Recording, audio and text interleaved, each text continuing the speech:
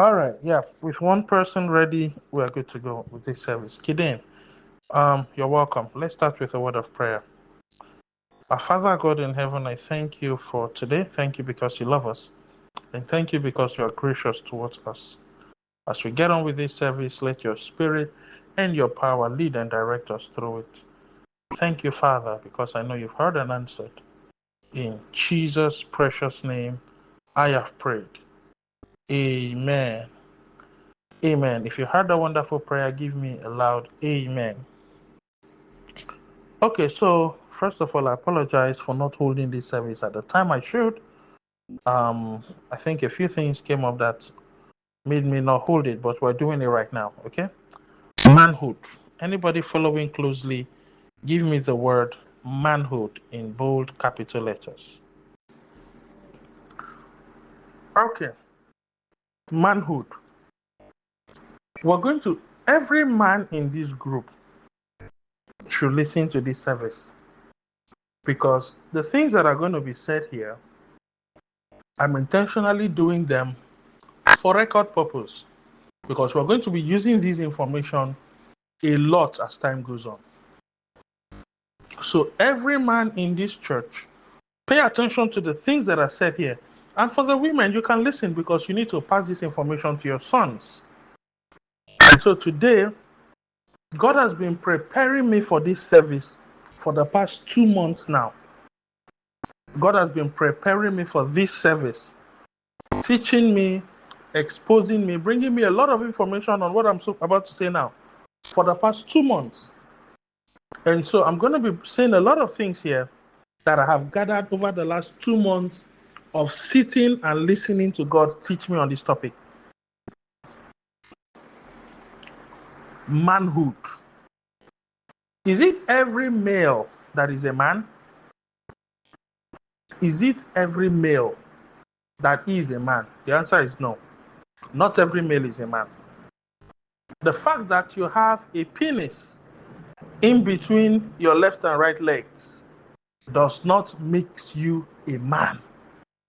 The word man is an identity. The word man is an identity. Why do you think when Jesus was in the world, he always referred to himself as the Son of Man? That word man, it doesn't refer to male. The fact that you're a male does not qualify you to be a man. The word man is an identity that points to something. All right? So Jesus always refers to himself as the Son of Man. Now, what is the word man? What does it mean? I'm going to be breaking it down and explaining to you what the word man means. It is a word used to refer to superiority. It is a word used to refer to the highest authority. It's a word used to refer to the highest position, the highest dominion, the highest, the supreme.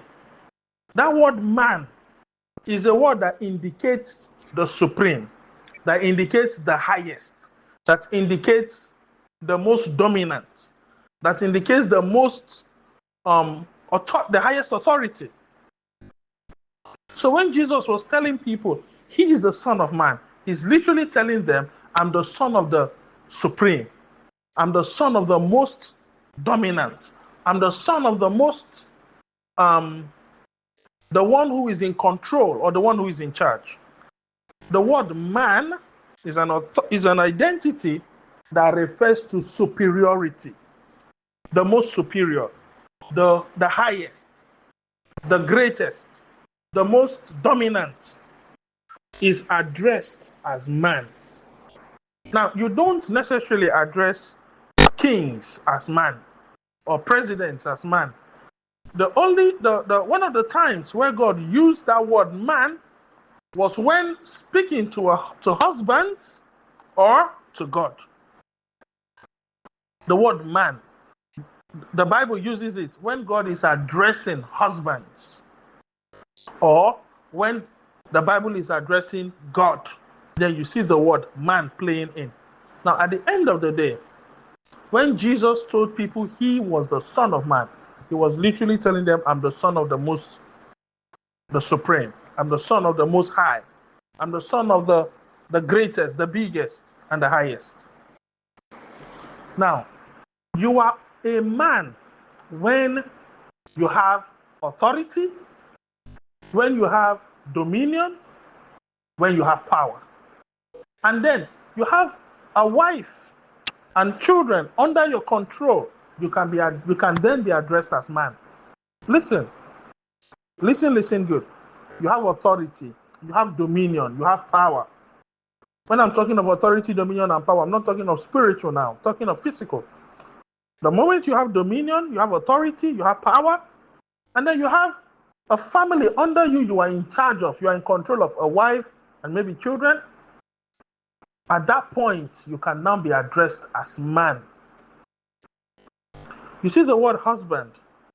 We think husband is once the moment you get married, you can be called a husband. Well, true, the moment you get married as a man, you can be called a husband. But here's the thing.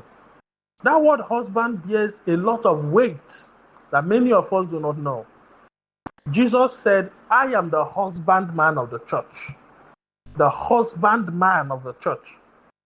Now, that Jesus addressing himself as husband tells you that as a husband, what Jesus is to the church is what you should be to your family, to your wife, and to your children. What Jesus is to the church, he provides for the church. He supplies all the needs of the church. He carries the whole weight of the church.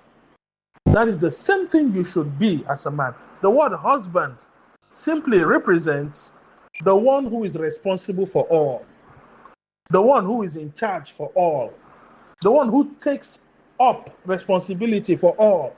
That's the word husband. The one who, I'm trying to break this thing down in simple terms so you understand. All right? You can do your own research and get more deeper insights. The one who bears the load for all. The one on whom everyone sits. The one on whom everyone depends. That's the word husband. Now, Jesus called himself the husbandman. That is to say, he's the husband bearing the load. Everyone sits on him. He takes responsibility for all. And he's also the man. That is the highest authority, the greatest position. I hope you're getting this. Now, I'm not here to talk about husbandship or husbandhood. I'm here to talk about manhood. Manhood. Let me tell you something. As a man, I'm talking about men in their marriages, men who are married, men who have wives and possibly kids. The moment you lose your manhood, you begin to lose your respect, your honor, and your dignity before your family. It will first start with your wife. You will lose your respect before that woman. You will lose your honor before that woman. You will lose your respect and your dignity before that woman. And then it will move on to your children. The moment you lose your manhood, what is your manhood? Your manhood is your control, your dominance, your authority, your superiority. What makes you the authority? What makes you the domineering figure? What makes you the one in charge is your manhood. What makes you the supreme? That's your manhood. The moment you lose that, you lose your respect, your honor, your dignity, first with your wife and then with your children as well. I will tell you what manhood means. Manhood means power. It means authority. It means dominion. It means control. It means strength. It means energy. It means toughness. It means hardness. That's manhood. It means superiority. It means authority. That's manhood. Now, how do you exert and show your manhood? It is the manhood in you that your woman will see and respect you. It is your manhood in you that would force your woman to submission. You know, submission is not forced. Submission is earned. You don't force a woman to submit.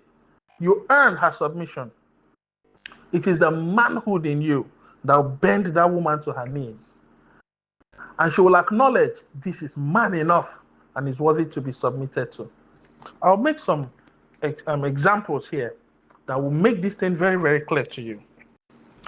Let's take it back to Adam. Do you realize that when God created the world, all the animals he created, he made them male and female? All the animals. You can read that in Genesis. The Bible says, and God created all the beasts of the field, male and female created he them. You can search that up and read it up for yourself in the book of Genesis.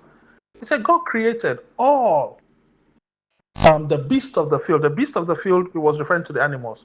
And he said he made them male and female. If God made all the living creatures, male and female, including the fish, the birds, the cows, the goats, the lions, the antelopes, the giraffe, the hippopotamus, all the animals, he made them male, female, male, female, male, female at the same time.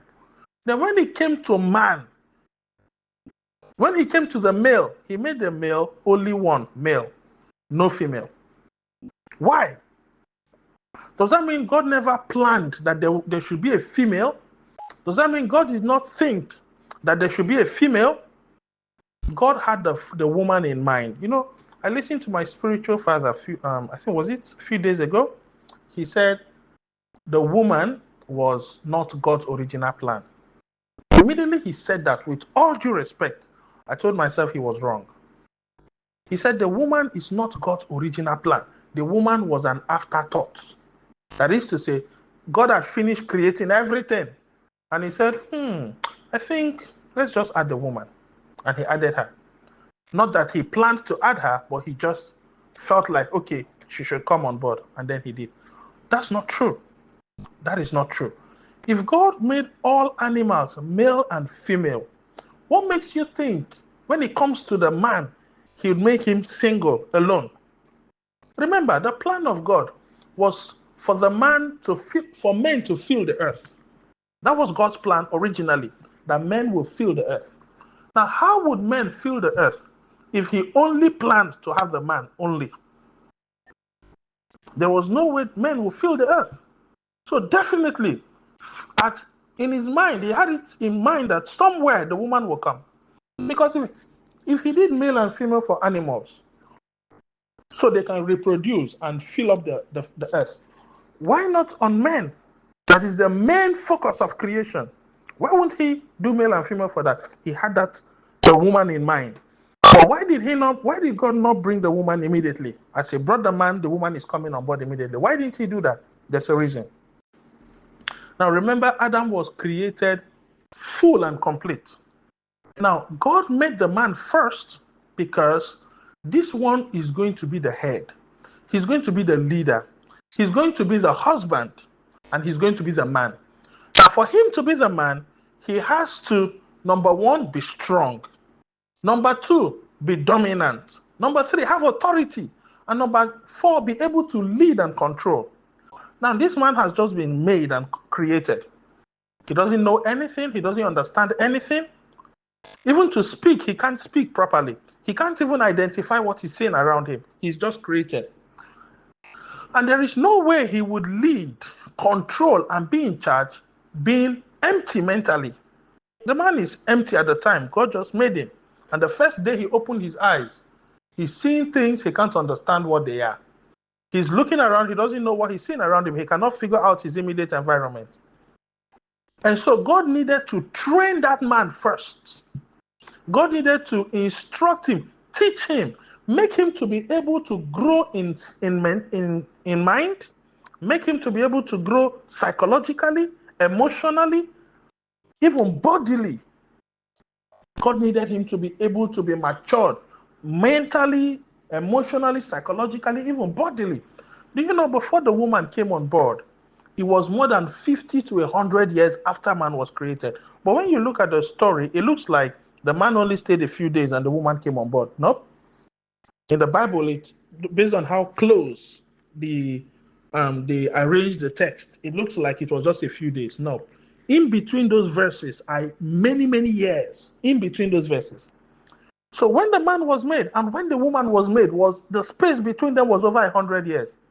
Now God took that much time teaching this man, training this man, building this man, instructing this man.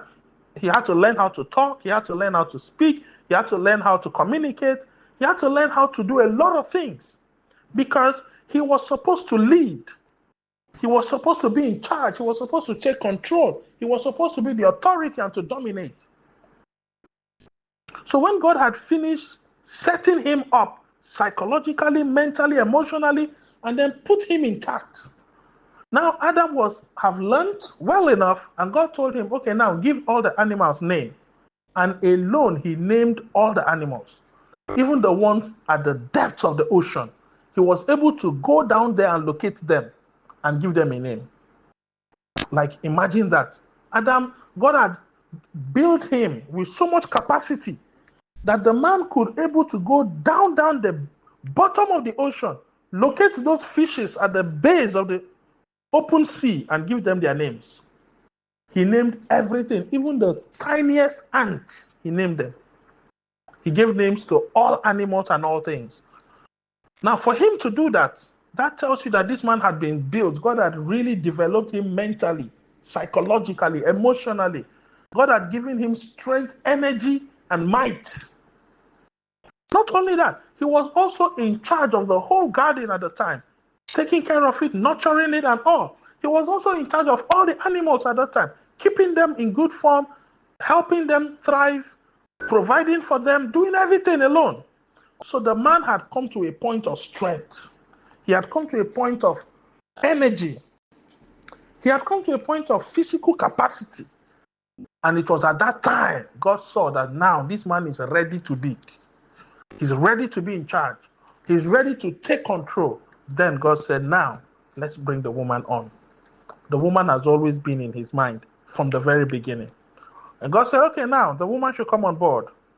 And when the woman came, there was the man already intelligent, strong, built. The man understood everything going on around him. He took control of the whole place.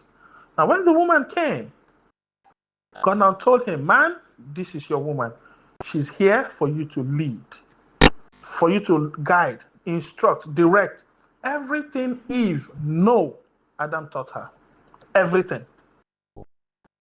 Because God had taken time to teach him, train him, instruct him, and build him mentally, emotionally, psychologically, and physically. So when the woman came on board, God didn't need to start teaching her all over again. The man knew it all. And so the woman coming on board, she felt safe. She felt confident because she has a man. She can ask any question and the man has an answer to it. If she sees an animal she doesn't understand, she will ask him, what's this animal's name? He will tell her, that's a lion. And this is how he behaves, this is how he does, this is what he can do, this is what he cannot do. And she'll be like, oh, wow, okay. And something else would bother her. She'll ask, what is that one? The man has been intellectually, mentally, psychologically developed that he literally can satisfy anything his wife wants, whether it's a question or it's a need or it's a desire or it's a demand, whatever the woman would ever ask for, he has an answer to it, he has a solution to it. God had built this man so much that he even know how to help animals give birth. Animals struggling with delivery, he was able to help them give birth. How do you think Eve gave birth to her children? Adam was the doctor that delivered those babies. How did she give birth to her children? There were no nurses at the time. There were no medical professionals at the time. Yet Eve was able to bring out babies. How? Because Adam he has been doing it with the animals, helping them deliver, bringing out their babies and keeping them in good condition. So when it was time for his own wife to bring forth babies, he knew what to do to bring forth the babies and bring them out safely and nicely. So literally, God brought this woman into this man's life, handing her over to a man that knew it all. And at that point, God could call Adam a man because he had all the intellect, he had all the strength, he had all the capacity, he had everything. So therefore, he could be confidently addressed as a man and a husband. Now, what is manhood? Manhood is superiority, is dominance. Manhood is control. Manhood is authority. Manhood is rulership, ability to be in charge. That's manhood. Adam was a man. Because if his wife wanted food, he knew he could provide. And he knew the kind of food that would make her healthy. Everything his wife wanted, intellectually, mentally, emotionally, physically, he was able to provide. So the woman was happy and confident, knowing she was with a man. She was relaxed and at ease, knowing she was with a man. When you are with a man as a woman, your life will be very easy and simple, because that man has answers to all your questions. If not all, at least a good percentage, 90%. That man is able to literally give you everything you cannot give yourself. You are not a man until you can do for a woman what she cannot do for herself. You are not a man until you can do for your woman things that she cannot do for herself. You're not a man until you are able to speak things. Your wife will be amazed at the things that come out of you. Because she'll be like, man, this man is really built mentally. That is what your ability to echo things and speak things that are unknown to your woman is one of the things that defines you as a man. You should be intellectually superior. You should be intellectually superior. You should be intellectually on top. You should be intellectually ahead of your woman. That's why men need to build up capacity, strength, understanding, wisdom, force, and might, so that when they're with their women, just like Adam, you have answers to all her questions.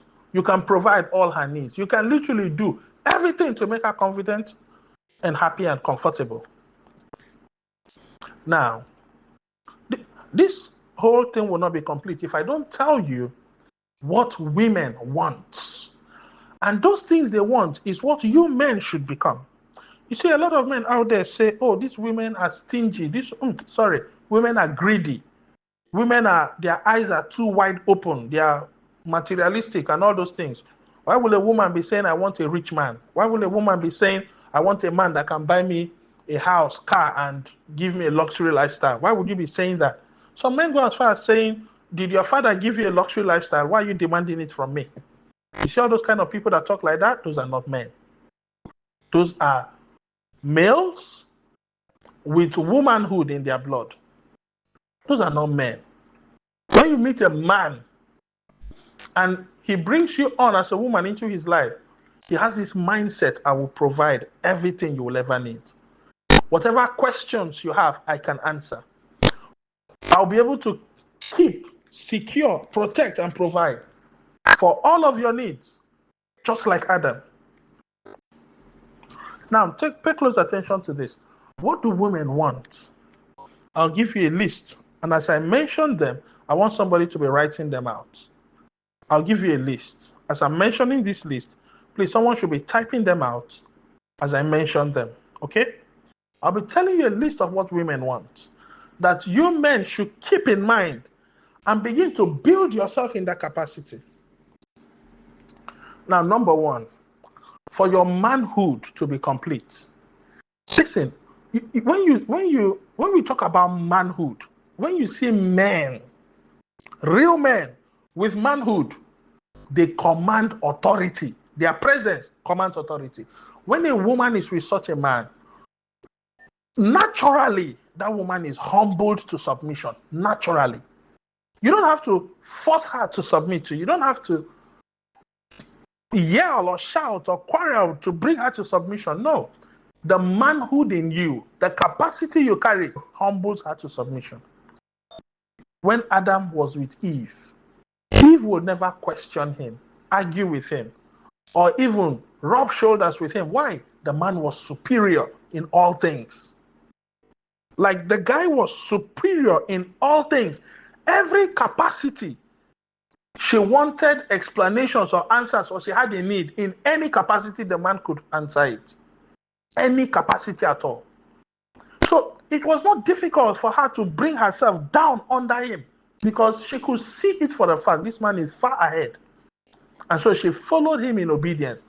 Eve only fell out of place when she started listening to someone else other than her husband. That was when she fell out of place.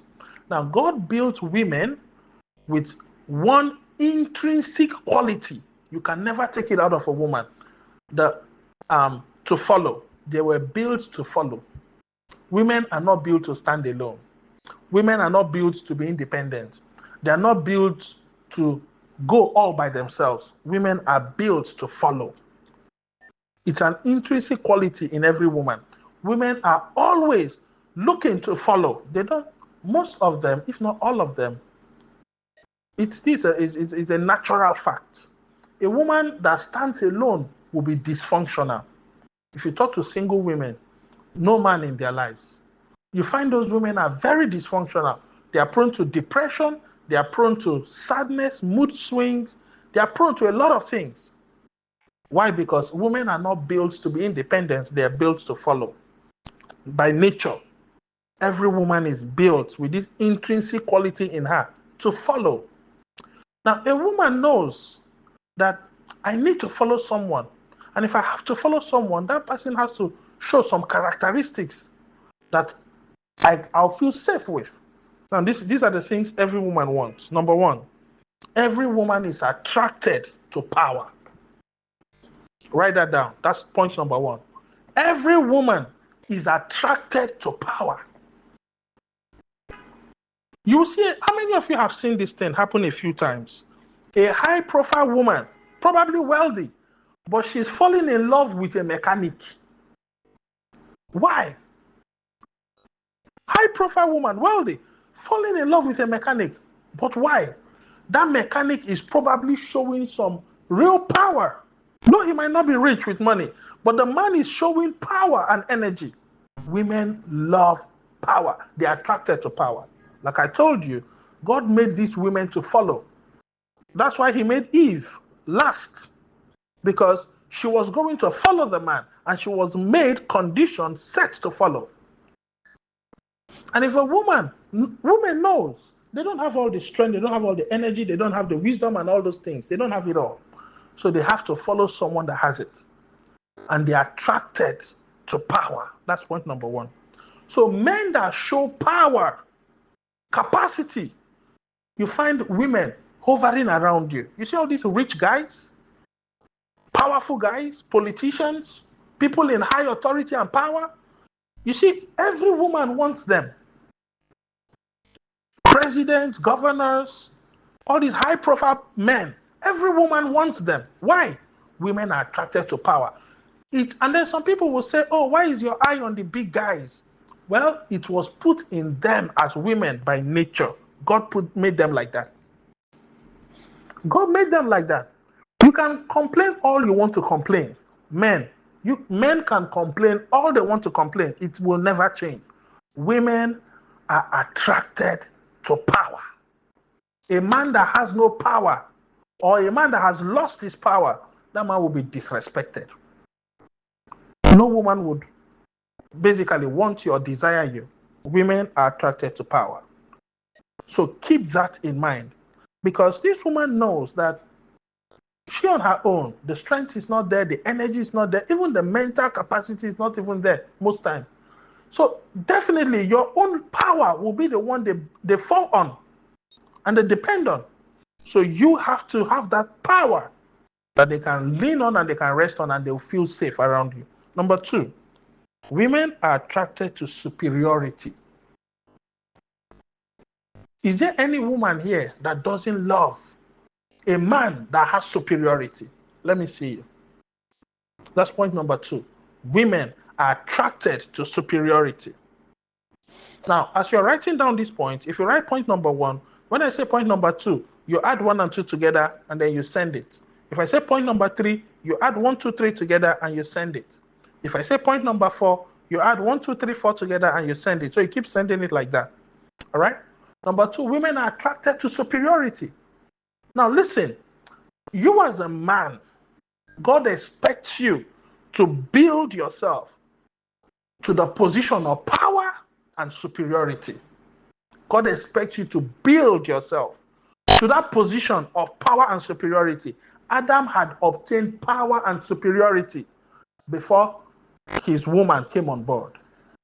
So as a man, if you have not built power and superiority, you have nothing looking for a woman. You have no business looking for a woman, because at the end of the day, that woman you're looking for, she wants power, she wants superiority. God did not design her to have power, to have superiority, to have all those force and energy. God designed you, the man, to be that way. And the woman who is built to follow, if she has to follow you, she has to see things in you that will give her that sense of safety. I'm going to be safe with this person. If she has to follow you, she has to see things in you that will give her that sense of, oh, I'll be comfortable with this person.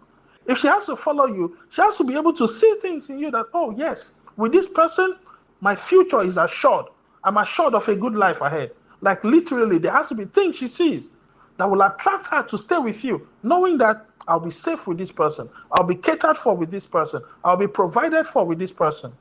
Now, when you see a man with power and superiority, and there is a woman with him, you see that woman's womanhood will flourish. Her womanhood will flourish around you, in the sense that all her features that makes her exceptional, it will blossom. And that man will enjoy that woman so much. Like, you'll be seeing all the sweetness that comes with her. You'll be seeing all the beauty that comes with her. You'll be seeing all the excellence God built around her. All of those things will be coming out. And you, the man, will be the one to enjoy it all. She'll be bringing out all of her sweetness, all of her beauty, all of her internal ingredients that God gave her. She'll be bringing them all out. But you, the man, have to maintain a place of power. You have to maintain a place of superiority for you to be able to keep a woman and her femininity flourishes around you. Number 3, women are attracted to force. So when you see a man that can pull a lot of force, women love that. A lot of you say, oh, these women are greedy. How can you, a woman, be looking for a high-profile man? Well, they were built to follow.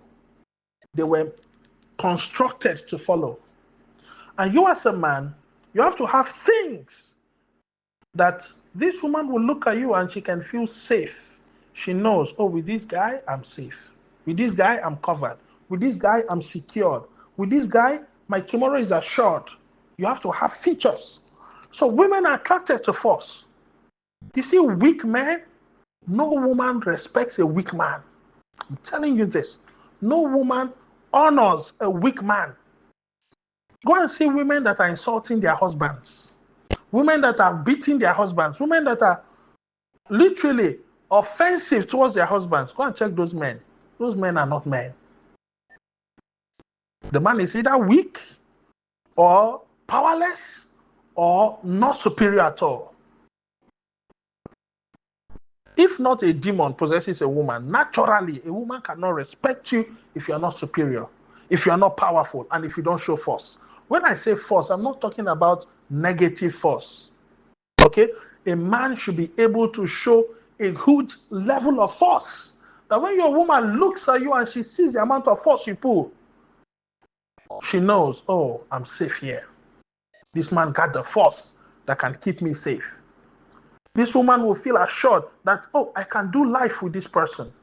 So when the going gets tough, this man has the force to withstand it. And she'll be happy to pitch under you. She'll be happy to pitch below you. But when you're a man, you have no force. And then your woman is with you, she'll be feeling insecure. She'll be feeling unsafe. Because she knows this man I have is powerless. Has no force, has no superiority. And so she'll be in constant distress. She'll be in constant panic. Remember I said she was built to follow. And if she has to follow you and she's seeing powerlessness, seeing you have no superiority, you have no force, literally, that woman begins to panic by nature. She begins to panic. She begins to feel like I'm not safe. What if tomorrow something happens? This man cannot withstand it. What if maybe somebody comes and that person wants to launch an attack? Can this man hold it? Can this man push the weight? Can this man resist it? And definitely that woman starts feeling insecure, unsafe, unassured. And then she starts insulting you. Look at you. Can't you see other men like you? Go and learn from them. When you hear women talk like that, you know that, man, you have a lot of building up to do. And it's not wrong for them to tell you that, because by nature they were built to follow, and therefore they are looking for where there is power. They're looking for where there is superiority. They're looking for where there is force. Women are attracted to force. Women are attracted to energy. Energy. Oh my God.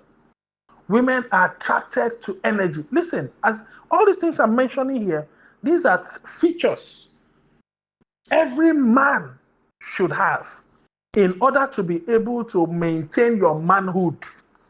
Your manhood is in your power. Your manhood is in your superiority. Your manhood is in your force. Your manhood is in your energy. You have very low energy level, you have no business bringing a woman on board, because that woman will feel insecure. She will feel unsafe. Her assurance that she's good to go for the future will not be there, and that will make that woman detest you. She will detest you, like you will be detested by that woman. Your presence will irritate her because she feels, why am I with a man and I don't feel secure? I don't feel safe. I don't feel like my future is guaranteed. Right? Women are attracted to energy. Your energy level as a man needs to be built up high and strong, because it is that energy you pull that will give that woman a sense, I'm safe, I'm secure, I'm under the right covering that can keep me shielded. And that way, you would, by nature, that woman will submit easily to you, because she knows this man is my force, this man is my energy, this man is my power, this man is my superiority. So she would easily perch under you, very easily. It would be easy for her to come under you, knowing that the power, the force, the superiority, the energy, you got it all. That woman can slide under very easily, naturally. By nature, she will slide under you. And while being under you, she will respect you. She will honor you. She will submit to you, knowing that you are a man indeed. Why do you see every woman, most of these women are falling in love with athletes, footballers, basketballers? Every woman wants them. Why? Those guys show a lot of energy and a lot of force. Women love that. You see athletes, footballers, basketballers, maybe wrestlers, all these guys that show a lot of force. You see women, a lot of them attracted. They want these men. Why? Those men are showing a lot of force, showing a lot of energy. Women are attracted to that. So your manhood as a man is in the energy you're able to pull, the force you're able to pull. If you're a weak man, you would literally get no respect from a woman. If you are weak, there's something I used to tell people. I say, don't marry a woman you cannot carry. Like literally, you should be able to sweep your woman off her feet and carry her in your arms like a baby. That show of strength and force, that show of energy, gives that woman this sense of safety and security. That, oh, my man is strong. You go and marry a woman that is plus size, and you are broomstick size, and your wife is maybe 6 or 7 times your weight. And then the day you make a mistake, that woman sits on you, your whole spinal cord is gone. Literally, your woman would not be confident to walk with you on the road, because she knows if anything happens and there needs to be a show of force, you are not up to the task. Because even with her, you cannot show any energy. Then how would you do it outside? Your woman should be able to walk with you down the road, on the street, anywhere, with this sense of confidence that I'm with my man. Nobody can mess with me. Like literally, women love that. Where she can walk with you along the road, along the street, anywhere. And she has this sense that, my man is here. You can't mess, no one can mess with me. Because she knows, man, this man got some energy. He got some force. He got some energy in him. So women are attracted to energy. And I'll tell you this for free, man. If you want to see the best of womanhood, bring out the best of manhood. You want to enjoy the best of femininity, bring out the best of masculinity. There are a lot of things God put in these women. But your manhood needs to be full and complete for all those features and secret ingredients God put in them to come out. And when you are fully maximizing your manhood, you'll be fully bringing out her womanhood. And when you experience her womanhood, it's beautiful. It's loving. It's exciting. It's everything you would want. Women are attracted to authority. That's point number 5.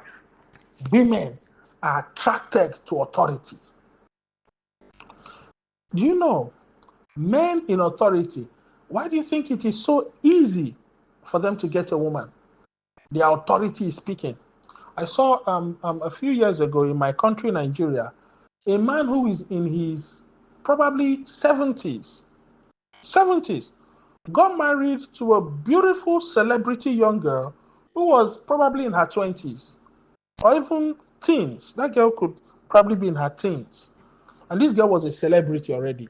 She's the dream of every man because every man wanted her. She was beautiful. She was stainless and all the beautiful things you can think about a woman, that girl fits it. And she was young. Every guy dreamt of having her. She's a celebrity, of course. A movie star. But eventually, who did she get married to? She eventually got married to a man in his 70s or late 60s. But you'll be wondering, young girl, why would you leave all the young, vibrant guys to go and marry a man in his late 60s or 70s? Do you know why? The man had authority. The man had authority. And when she saw authority with that man, it was easy for her to say yes.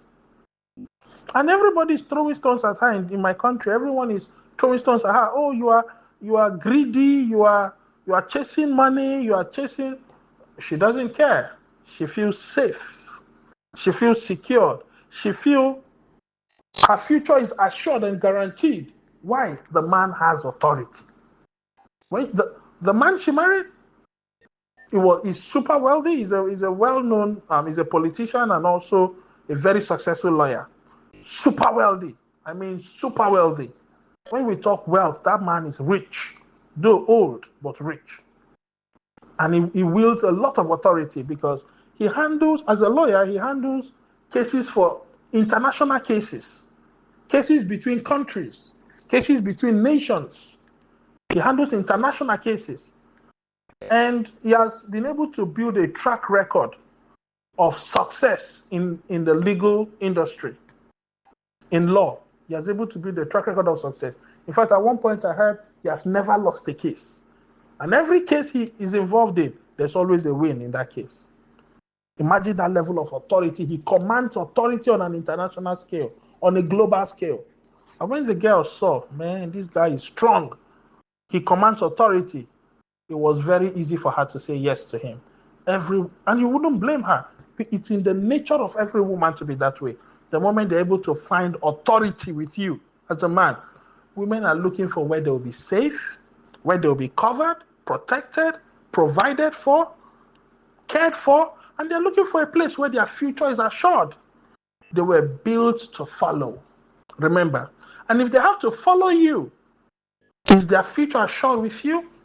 Will you be able to provide, cater, and bring out manhood that will make them feel comfortable and safe? If you can't, I'm sorry, you find a lot of women rejecting and saying no to you.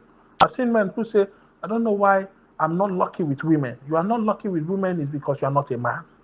Bring out your manhood. Women will run after you. Women are attracted to height. Whatever you do as a man, don't be short. I'm telling you this.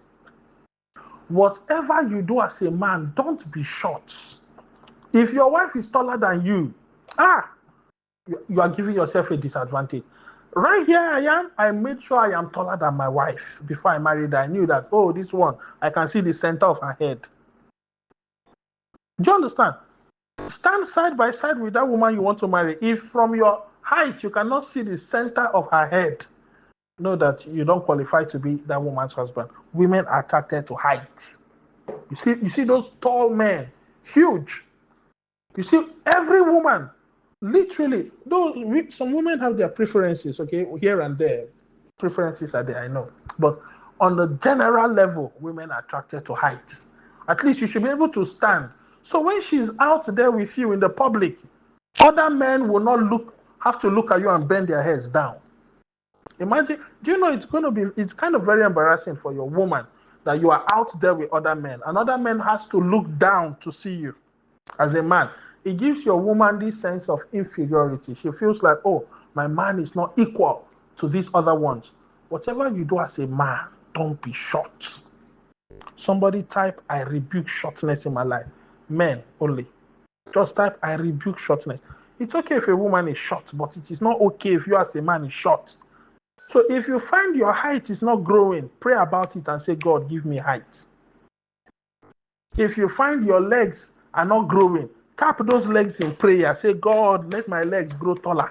Women are attracted to height. If you are short, before you will see a woman that will accept you, it will be hard. I'm telling you. Yeah, you might find at the end of the day, but whatever you do, don't be short.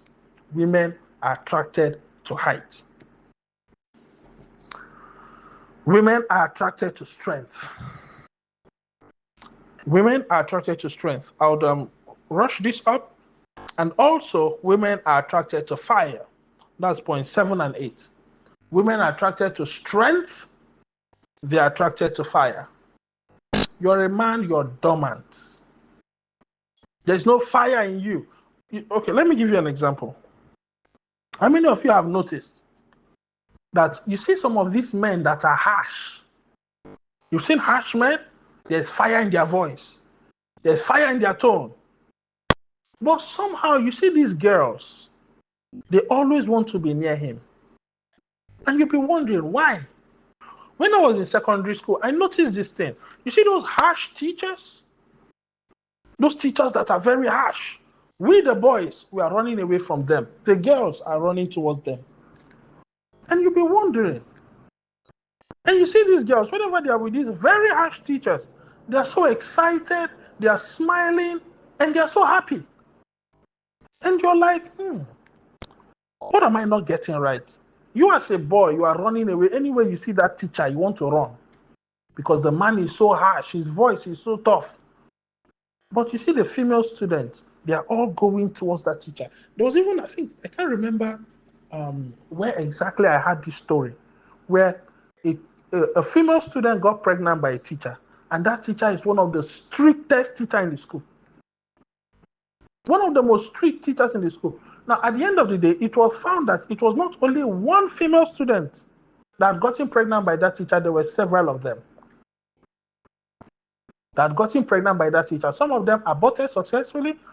A few others had slept with him but didn't get pregnant. So the story broke out because one got pregnant and refused to abort.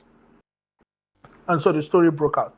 And you'll not be asking yourself, these girls, this man is strict. This man is harsh. What happened? Now, when you investigate the story further, you find that it was not the man that went for them. They came for him. Literally, they came for him. Why? Women are attracted to fire and strength. When, as a man, your fire is low. When I say fire, I mean the energy in your voice, the toughness and the strength in your voice is low. Why do you think God built men and gave them thick voice? As you mature as a man, your voice gets thicker and thicker. When you speak, it looks like the roar of a lion. Why do you think God made your voice that way? Because literally, women are attracted to fire and to strength. Now, at the end of the day, some of you will listen to this and be like, but listen, if you, all these features I'm pointing out as a man, you're to use these things not in a negative way. Okay, I'm not encouraging you to be negative in your approach to these things. All these features I'm listing are features that should be harnessed positively, are features that should be harnessed properly. Yes, you can use your strength, your energy, your fire, you can use it all wrongly, and that will cause a problem. Now, it's meant to be harnessed in a positive way, but let there be that evidence that you got the fire. Let there be that evidence that you got the strength. I've seen boys who are very, very rugged. When I say rugged, I mean rugged. You hear their voice, it sounds like thunder. But you see those boys having 3, 4, 5 girlfriends. And these guys are, their body is vibrating with fire. They are not nice guys. They are not gentle guys. They are not easygoing guys. Really, really heated up guys with fire in their voice. But you see them, they have 4 girlfriends, 5 girlfriends, 6 girlfriends. And you'll be wondering, aren't these girls seeing that this guy is fire? Why are they always close to him? Why do they always stick around him? What is it that they find in this guy that they are sticking to? Well, women are attracted to fire. Attracted to fire. I had a friend back then. This guy is like, if he gets angry, oh my God, he could heat like volcano. In his anger, he could, and he gets angry very easily. And when he gets angry, he could boil like the eruption of a volcano. But you know, this guy had more than 7 girlfriends. And with all of his girlfriends, he's very tough, strict, and harsh with all of them. But yet they keep coming back. They keep coming back. At some point, I had to ask myself, are these girls blind? Like, what is it about this guy is like fire, but they keep coming back. Let me tell you something. You a man, you are playing soft, gentle, easygoing, cool. I'm telling you this as a truth. You will lose your woman to a tough man. Oh, you will lose your woman to a tough man. And when you see the man your woman dumps you for, you'll be asking yourself, like, really? She left me for this? Yes. Because women want where there is fire and where there is strength. Now, why? Why is it so? Now, it gives them this sense of safety. This man is hot. So when the going gets hot, he has the equivalent heat and fire to match up. She has that sense of this man is really, really hot. So when the heat comes from outside, when society brings their heat, when any circumstances happens and heat comes, this man has the heat enough to push back. And that gives that woman that sense of safety. It gives her that assurance of security. It makes her feel that she'll be covered under this man. Now, though that woman might be struggling to contain that man, but you'll find she will stay there. This woman is struggling to contain this man, but she will stay. You see abusive marriages where the man is beating his woman. And you ask, how many years has this marriage lasted? They tell you this marriage has lasted for 18 years. And you ask the woman, for how long now has this man been beating you? She will say, he has been beating me for the past 18 years. And you stayed 18 years collecting beating? Why is she staying?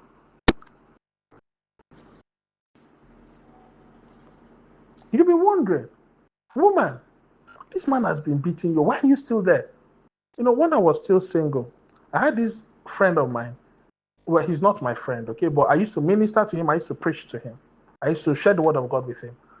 This guy is fire. And he had a girlfriend. They were living together, him and his girlfriend. And At the end of the day, this guy used to beat this girl like an animal. And every time she will cry and cry. And whenever I come around to speak the word of God to them, she will tell me, man of God, he beat me again today. And she will show me scars on her body. And I'll tell her, young girl, why not leave this guy and move on with your life? This girl came from a rich home. Her family was wealthy. She had rich parents. It's not as if the guy was her means of survival or the guy was, she depended on him for anything. She came from a background where there is money. Rich parents, rich mother, rich father. So I'll tell her, say, your father can afford to give you any lifestyle you want. Why are you with this guy and this guy is beating you every day? I'll tell her, pack your things and leave so you don't die here. She'll say, okay. 1 week later, I will come back. She's still there. 2 weeks later, I will come back. She's still there. 3 months later, I will come back. She's still there. And anytime I show up, she tells me a new story of how she was beaten. Every time I come, she'll tell me a new story of how she was almost killed.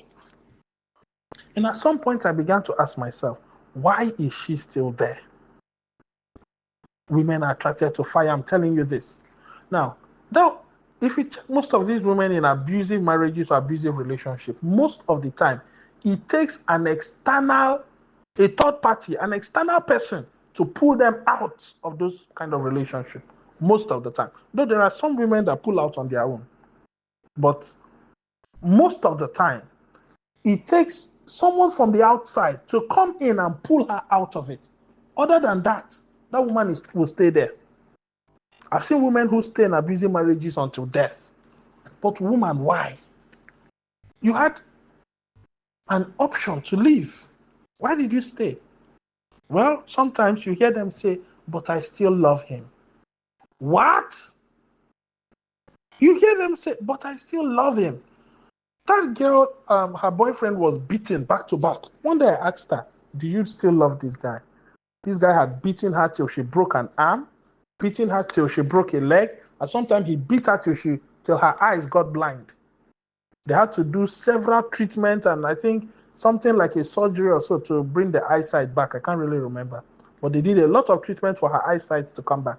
He had beaten her to even unconscious. He had beaten her till she went unconscious. And then after experiencing all this, I asked her, do you love this guy? She said, I still love him. I can't leave him. I'm like, really? You still love him? You can't leave him? I said, wow. Do you know that time I used to think this girl had a mental condition, she needed help.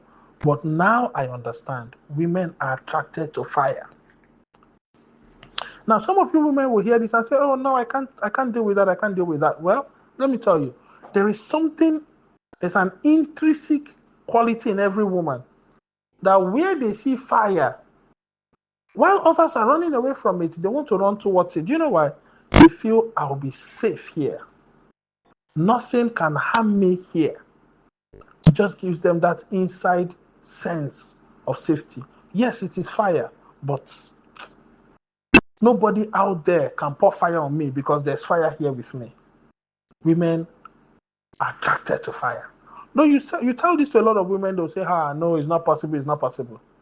But at the end of the day, there are many women who are sitting and living with fire and they're coping with it. Sometimes they will complain, oh, he treats me like this, he treats me like that. But you find they will still stay. And then when you ask them, they'll tell you, but I love him. Why do you love him? I don't know, but I just love him. This guy is fire, but you stay there. Why? And they'll tell you, I don't know why, but I just love him. I can't leave him. If I leave him, I will die. I've had a girl say, if I leave him, I will die. Why is she feeling like she will die if she leaves this man? Because she feels he's fire. So therefore, no fire from out there can touch me. No heat from out there can knock me out. So let me stay with this fire because it gives her a sense of safety. It gives her a sense of security. It gives her an assurance that though I am here with this fire, it's not comfortable for me, but when society's fire comes, when circumstances fire comes, when whatever fire from outside comes and wants to sweep her away, because she has fire she's under, she feels she'll be safe. It's just Something in their in the mind of every woman, God put it like that for them. That they look for those places where things are tough and hard and go there to stay because they feel I can be safe here. So when fire and heat comes from outside, I'll be secured because I have that fire around me here. Do you understand what I'm saying? Women are attracted to heat and pressure. Women are attracted to heat and pressure. Women are attracted to heat and pressure. Listen, men, all these things are features you should build. Now, not to be used negatively. Some people think, oh, I need to build all these things. I use it in a negative way. No, it's to be harnessed positively. Okay? Women are attracted to heat and pressure. Men, you got to be tough. You got to be tough. You got to be strong. You got to be firm. And you should be able to assert your control. Like you need to make that woman feel like you can pull the weight. You know, sometimes if you're married, you would have noticed this. Your woman will try your ego to see how much force you can pull. She will push you to see how much energy you can wield. She would shake you sometimes just to see the amount of fire you have. And when you act so cold, you act so weak, you act like a worm, you begin to lose your respect. You begin to lose your dignity. You begin to lose your energy. I'm telling you this. You know, women have a way of testing to know what is this man's energy level? What is the amount of force he can pull? What's the amount of weight he can hold? And they'll throw something at you. Just maybe do something. Just act in a certain way.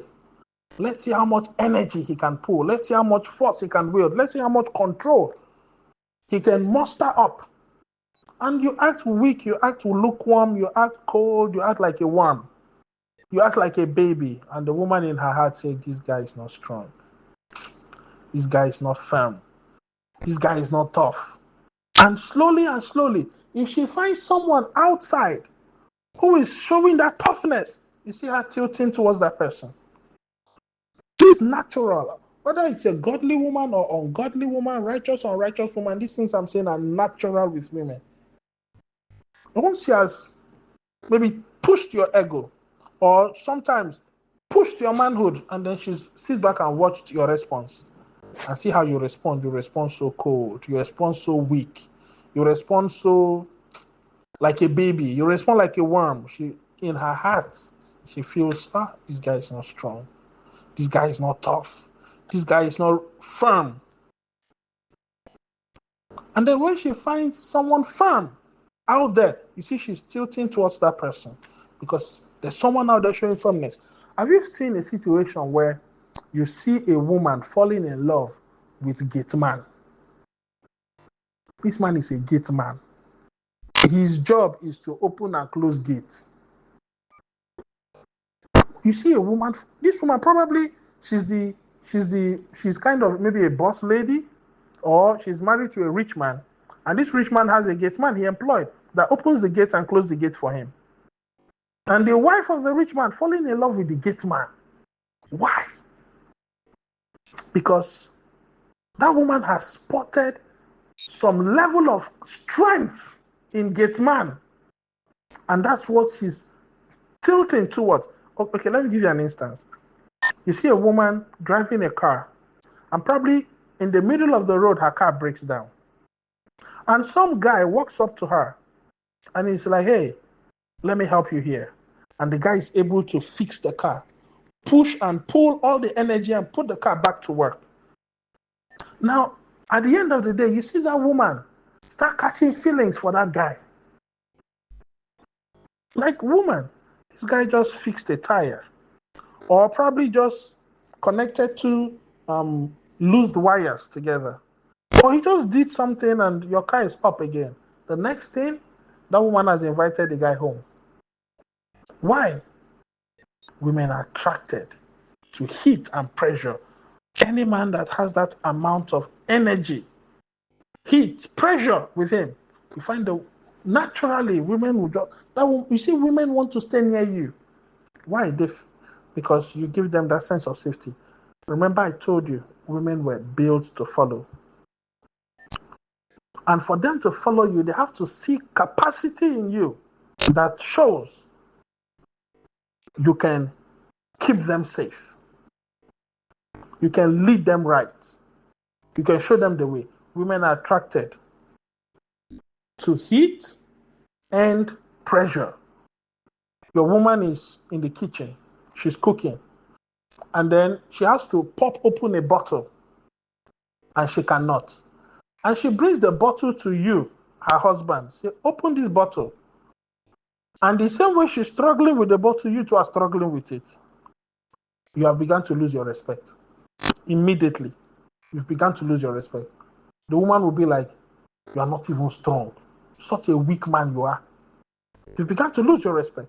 But the moment if you're the kind of man that can pull the pressure and pull the heat, the moment she comes with a bottle, she cannot open it. Probably all these canned foods that are in sealed bottles, tight and sealed. And then she brings it to you. And in one pull, you open it. Deep inside that woman's heart, there is this joy that springs up. I have a man that can pull this weight I cannot pull. A woman will love you when you can do something she cannot do. A woman's heart would melt for you when you can move a weight she cannot move. Women are always looking for who can give them what they cannot give themselves. Women are always looking for who can do for them what they cannot do for themselves. And so you as a man, you should be able to have the capacity that you can do for this woman things she cannot do for herself. So therefore, build capacity, build energy, build force, build strength, build power, build authority. Remember, Adam only got a woman when he had built authority, force, strength, capacity. He was complete as a man. Now, do you know one thing? God made the man to be God in his family. You are the similitude of God in your family. That was why, remember when I told you, I said, Jesus referred to himself as the Son of Man. That man there, I told you, meant superiority, meant authority. That man there was referring to God. Man is an identity. It's not necessarily sex. The word man is not a sex. What identifies sex is male or female. That's what identifies sex. The word man is not used to categorize a certain sex. No, it's an identity. And the only person that holds that identity is God Almighty. But now God gave us men to bear the same identity of man. Why? Because he expects us to perform on the same level of God himself. As men in your family, you are God in your family. As a man, you are the God in your family. So what God in heaven is to the world is what you as a man should be to your family. Is what you as a man should be to your wife. God in heaven is superior. You as a man in your family, you are the God there. And that's why you were given the identity man. Remember, the word man is the only person that qualifies was God in heaven. And that was why Jesus said, I am the Son of Man, addressing to God as man. But God gave husbands that same identity as man because the husband is meant to be the God in the family. So what God is to the world, what God in heaven is to the world, is what you, the man, should be to your family. God is dominant. You, the man, you should be dominant in your family. God is, he provides for all of our needs. You, the man, you should provide for all the needs of your family. God is supreme and above all. You, the man, you should be supreme and above all in your family. Nobody should be superior to you in the family. Nobody should be above you in the family. You should be supreme and above all. God is all-knowing and all-powerful. You, the man, you should be all-knowing and all-powerful in your family.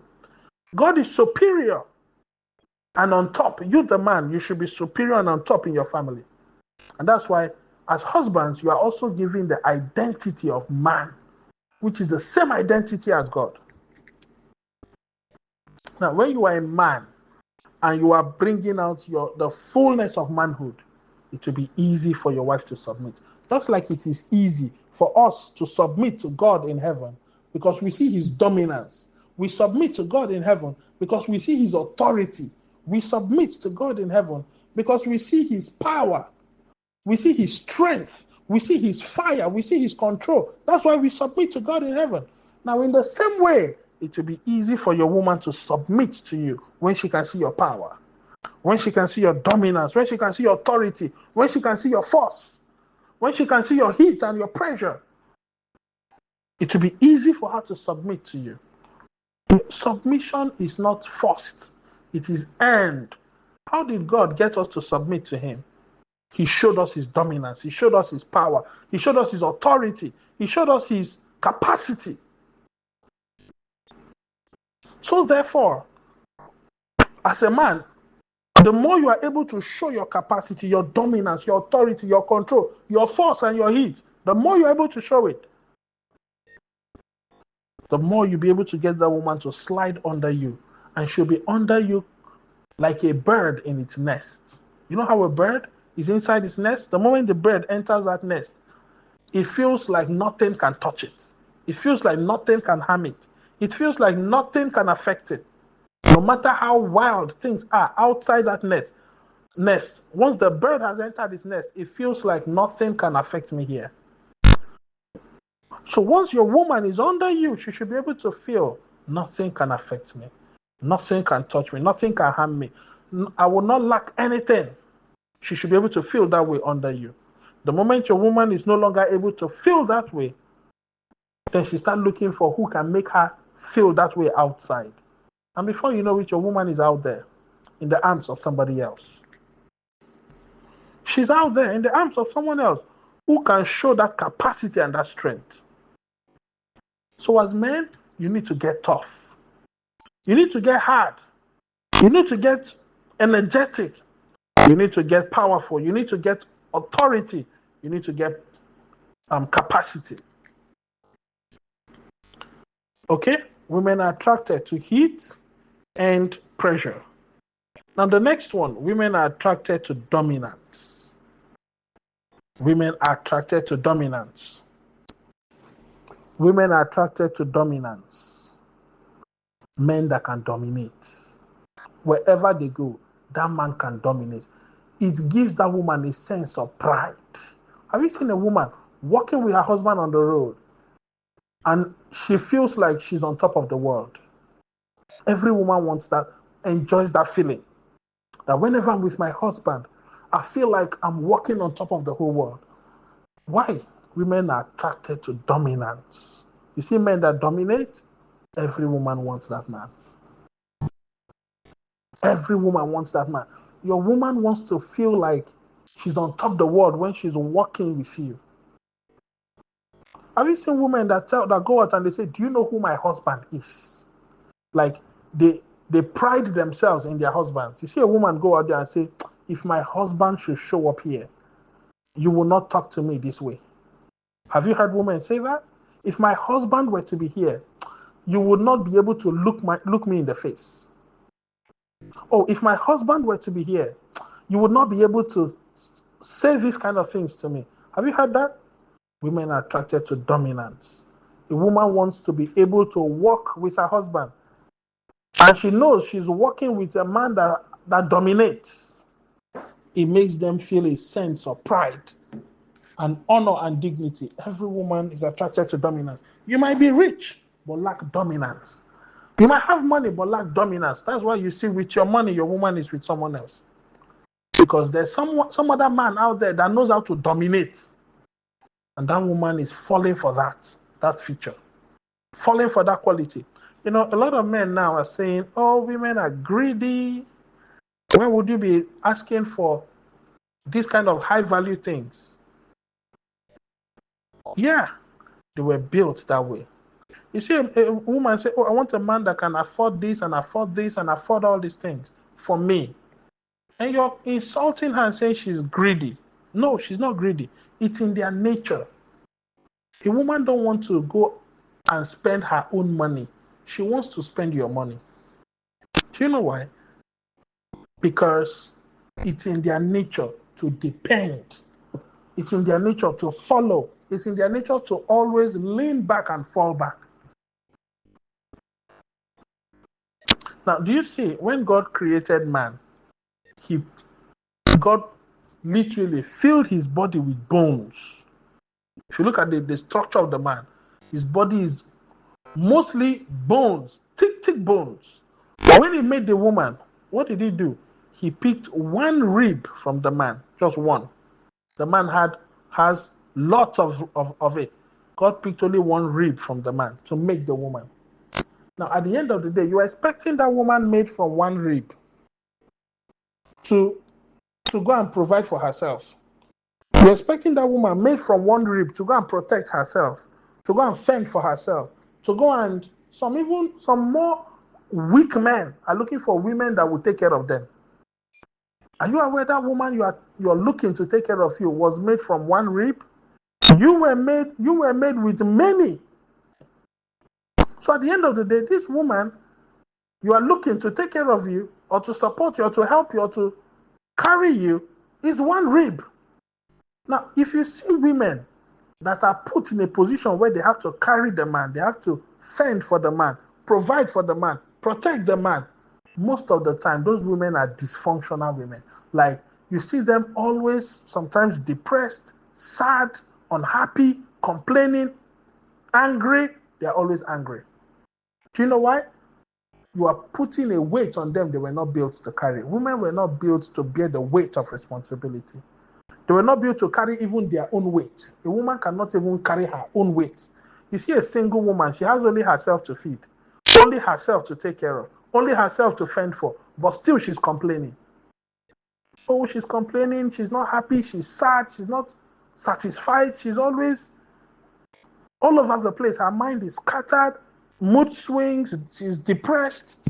Why? But woman, you just have to fend for yourself. They were not made to even bear their own weight. The way God designed these women, they are looking for who to put their weight on.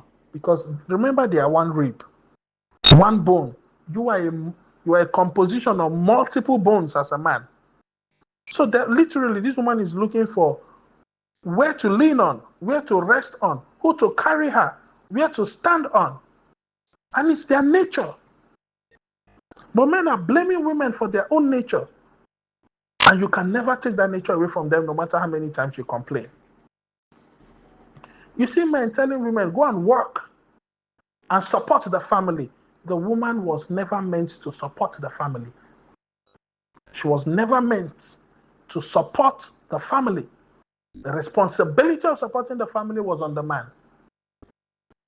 Where was Adam when the serpent spoke to Eve?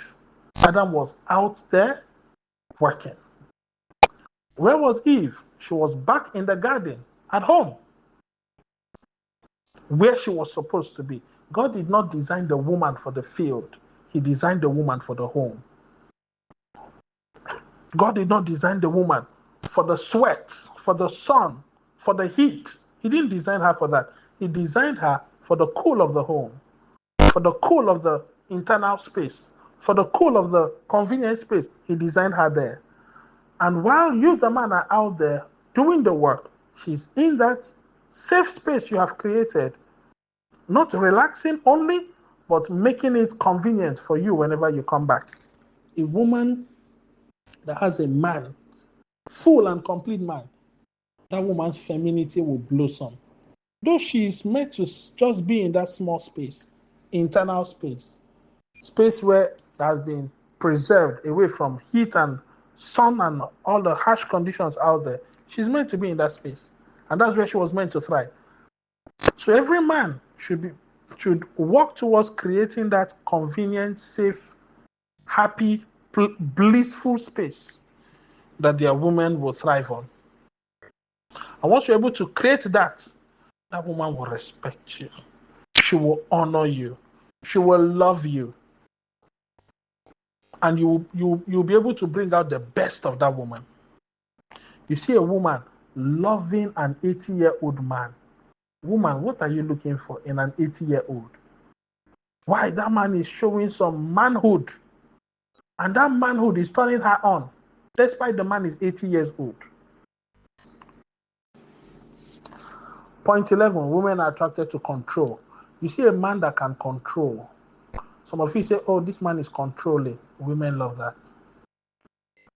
They are attracted to control. Let me tell you something. Every woman is looking for leadership. Who can lead me?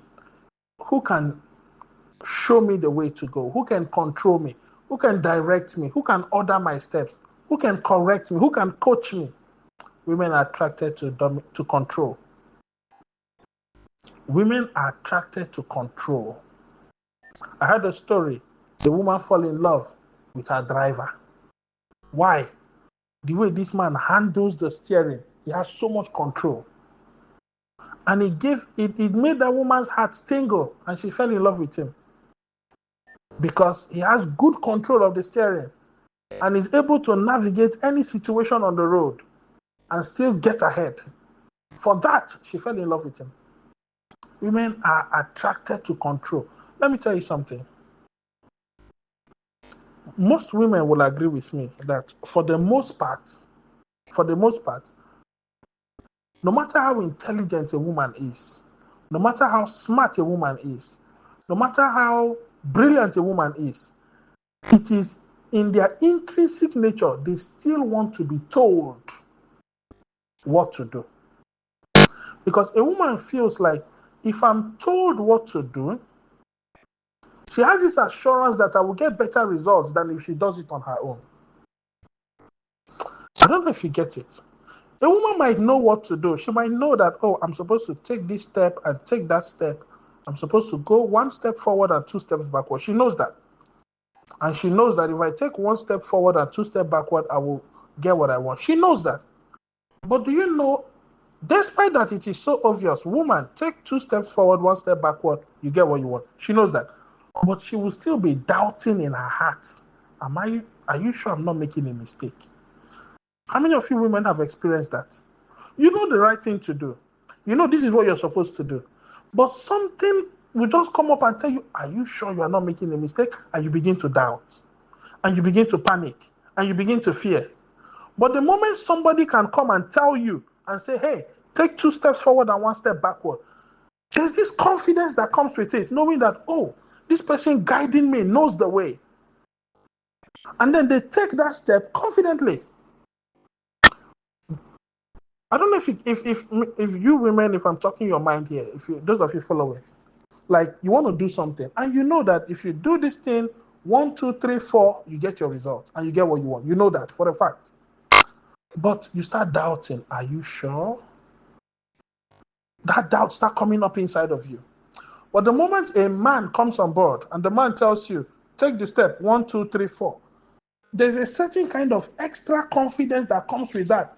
You're like, wow, this person is showing me the way. That means this person knows it.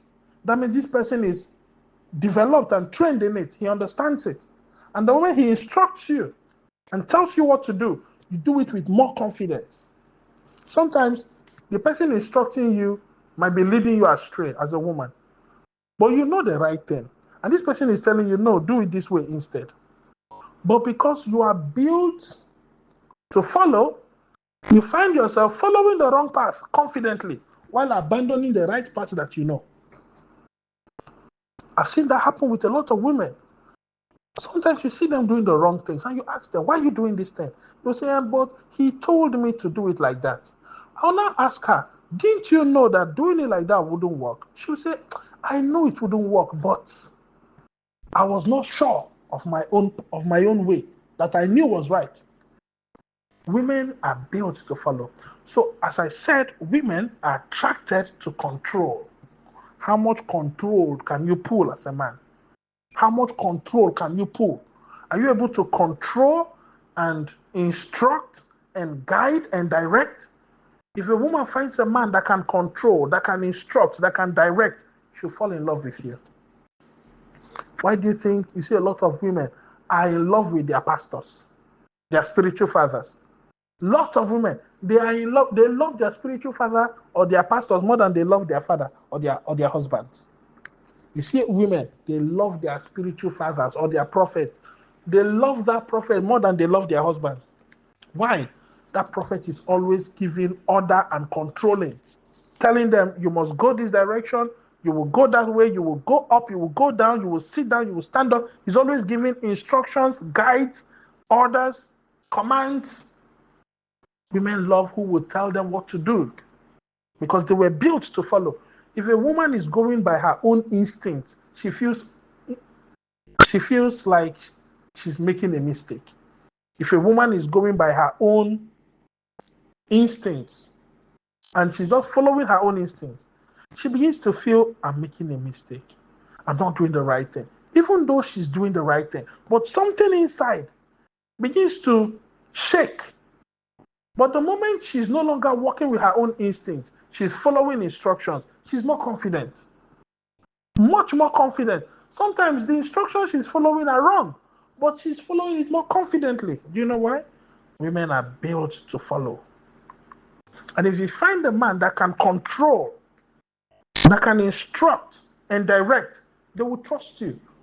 Even when you may be going the wrong way, they will trust you because they are built to follow. So as a man, you need to know your onion so well that when your wife will ask, which way should I go? Sometimes a woman will ask you, which way should she go? It's not as if she doesn't know the way to go. She knows the way to go. But she has to get someone to give her control to go that way. I've had times where I instruct my spiritual daughters and I say, hey, this is what you must do. And they'll tell me, but father, initially I thought I should do it this other way. And then I'll say to myself, you know the way to follow, so why did you come to ask me? And they will say, I trust you more. I'll be like, why does she trust me more than her own instincts? Why does she trust me more than her own insight? Why? You know why? Because they were built to follow. They were not built to stand alone. So even her own instinct, she doesn't trust it. Even her own ideas, she doesn't trust it. But when there is a man, and that man is able to instruct and control, and the man says, go this way, they trust your own decisions more as a man than their own instincts and their own ideas because they were built to follow, made to follow. If you see a woman who is married and yet she's taking her own decisions, standing alone, working by her own instincts, despite having a man in her life, that woman will quickly get dissatisfied with that man and she'll want to pull away from being around that man. Because the woman expects that if I have a man in my life, he should tell me what to do. Every woman wants that. It gives them a sense of safety if they are being told what to do. You know, when you are able to control, the woman knows that, oh, this man can control. And it will be easy for her to trust you. Because her own instincts is telling her things to do, which probably is right. But she's not built to stand alone, walk alone, and do it by herself. She's built to depend and to follow. And so she would rather listen to someone else who tells her what to do than do what she thinks is right. I don't know if you get the point I'm making. Are you understanding this at all? Now, at the end of the day, women are attracted to control. Men that can control. You see a woman say, oh, I like the way this guy drives. He shows so much control. You see a woman say, oh, I like the way this man probably plays football. He shows so much control. I like the way this guy plays basketball. He shows so much control. Women love control. They're attracted to control. If you're able to control, you're able to instruct, you're able to guide, you're able to give orders, the woman will love you. Because, like I said, they are built to follow.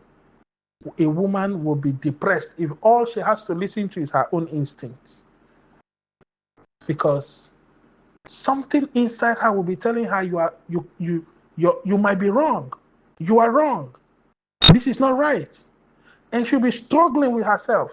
But the moment there is somebody that can control and the person says, go left, you find her going with confidence and with courage. Left might be the wrong way, but she will go with confidence. Why? Because she was built to follow. And when there is somebody to lead, she's more relaxed, she's more confident, she's more at ease with herself. But when a woman is made to lead, there's always uncertainty, there's always doubt, and even depression. A woman functions more when she has someone to control her. She functions better when she has someone to instruct her. She functions better when she has someone to direct her. She functions better and more happily when she has someone to tell her what to do. And that's why you see most women love their man of God. They love their pastors. They love their prophets more than their husbands. And that's why a woman will see her pastor and she will kneel down before the pastor, bow down before the pastor. If possible, lick the pastor's feet. But she cannot do that for her husband. Do you know why? The pastor controls. He guides. He leads. He shows the way. He instructs. And so her heart is more confident with the pastor. That whatever the pastor instructs to do, she does it wholeheartedly. Because the pastor is able to control, to instruct, to order, and to give commands. Women are attracted to control. So as a man, you should know your onion so you can give control. In my house, in my family, I give control. I tell my wife, go this way now. For every damn thing she does. Even down to her kitchen duties. My wife will have to ask me, is the salt in this food okay? Is the pepper in this food okay? Is the ingredients okay? Even down to her kitchen duties. Sometimes I'll tell her, test it yourself. You should know when it's okay. She will say, but I think it's okay, but I'm not sure. I'll be like, really? Are your taste glands faulty? If your taste glands are not faulty, so why are you not sure of the taste you're getting? She said, but when you taste it and you confirm it, I'll be more confident. I'll be like, wow. So I have to taste the food and confirm that the ingredients are okay. That is the time when she will feel satisfied with the cooking. That's the time when she will feel, oh, I did a good job.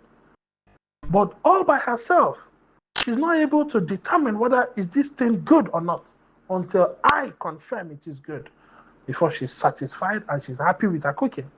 Why do you think a woman will cook? And the first thing she does, bring the food to her husband, taste it. And the moment the man says, beautiful, this food is good, the woman smiles with so much excitement. She has tasted that food in the kitchen, but she's not sure of the taste she's getting. So she has to bring it to someone who has control, who has ability to instruct. And the moment you confirm the taste, oh, she's happy, she's excited. Now, if that food is good and you give a bad comment, she will go back and begin to check, what did I not do right? But in her own mouth, that food tastes good, though. In her own mouth, it tastes good. But just because you, the man who gives the control, says no to the food, it doesn't taste good, she'll go back and begin to brainstorm. What did I not do right? Maybe it's the oil. Maybe it's the salt. Maybe it's the onion. Maybe it's the tomato. And she'll begin to brainstorm and trying to look for a way out. Meanwhile, she herself tasted the food and it looked good. But because you have said no, at the end of the day, if you don't go back to correct what you had said, that woman will leave the kitchen thinking she cooked a bad meal. Literally.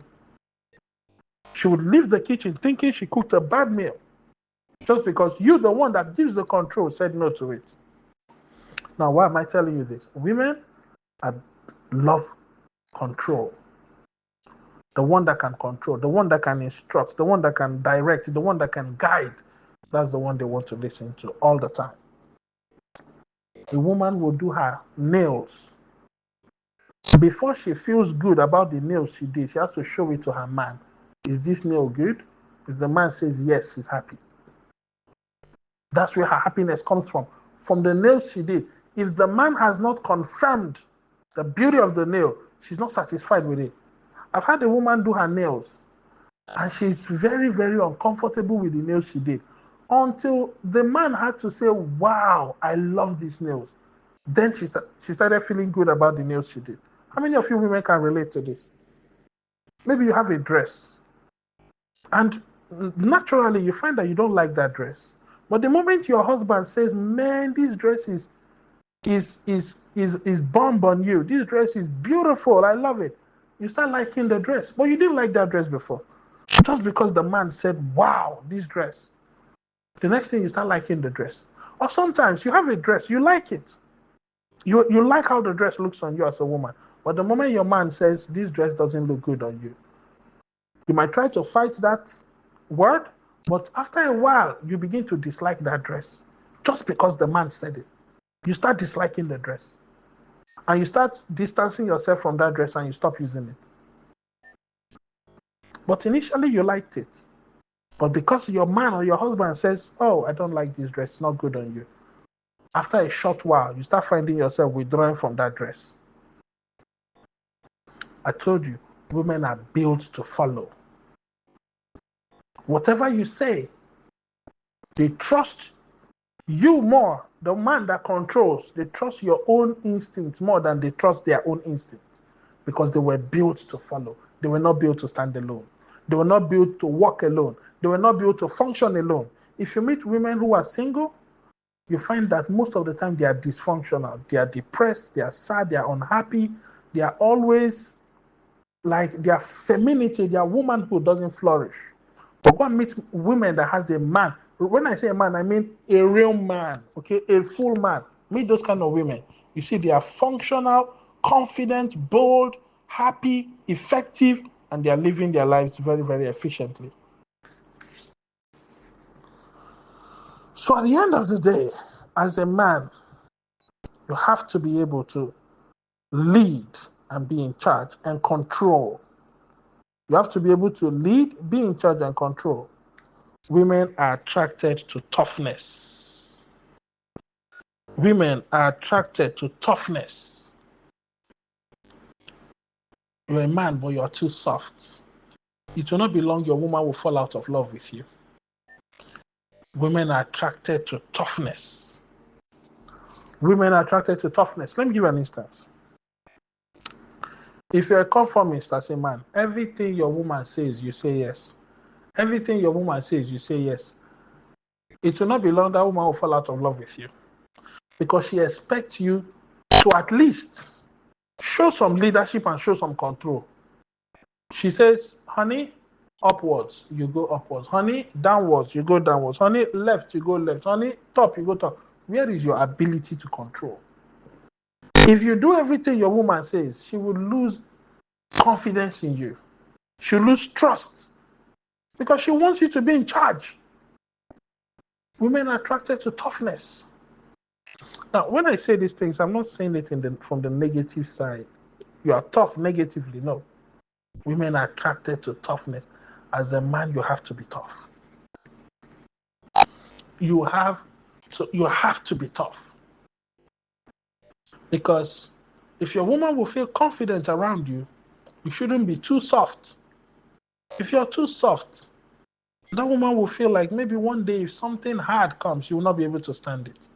She'll feel like, oh, one day if society throws this hardness on you, you will not be able to withstand it. Women are attracted to toughness, to hardness. As a man, you have to be hard and tough. Build tough and build strong. That's why when God created the man, he created him tough and strong. Created him hard and tough. Rigid and stiff. You have to be firm. You have to be able to put your feet down and stand on your word. Toughness. You see, a man that, if your woman can easily sway you left and right, that woman will have no respect for you.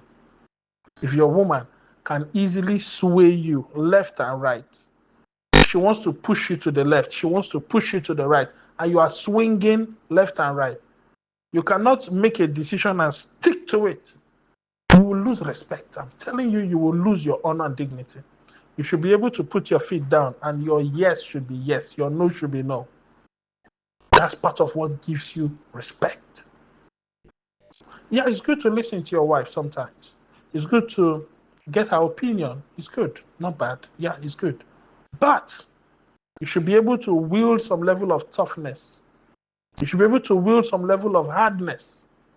You should be able to wield some level of firmness. Not in the negative way. Don't misunderstand me. Not in the negative way, okay? In a productive and a positive way.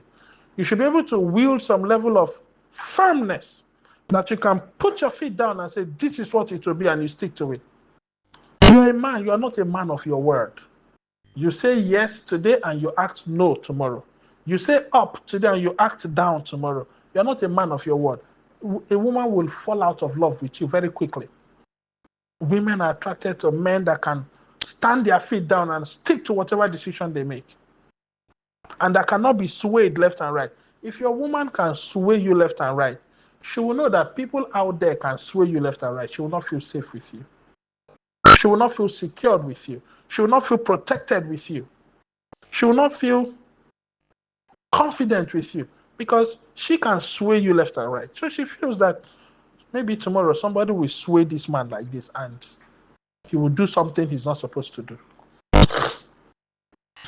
If everything your wife says you do it, that woman would begin to disrespect and dishonor you.